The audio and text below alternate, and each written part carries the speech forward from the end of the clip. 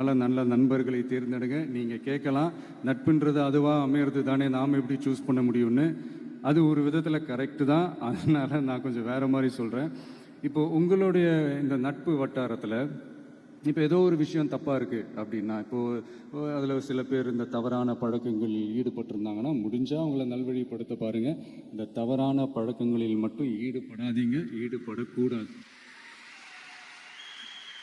நான் முன்னாடியே சொன்ன மாதிரி தான், உங்களோட அடையாளத்தை எக்காரணத்தை கொண்டு இழந்துடாதீங்க. Don't lose your identity at any cost.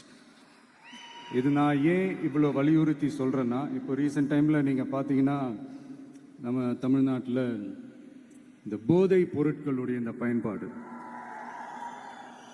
அதெல்லாம் முக்கியமாக யங்ஸ்டர்ஸ் மத்தியில் ரொம்பவே அதிகமாயிருச்சு. ஒரு பெற்றோர் என்ற முறையில், ஒரு அரசியல் இயக்கத்துக்கு தலைவர் என்ற முறையில் எனக்குமே ரொம்ப அச்சமாக தான் இருக்குது.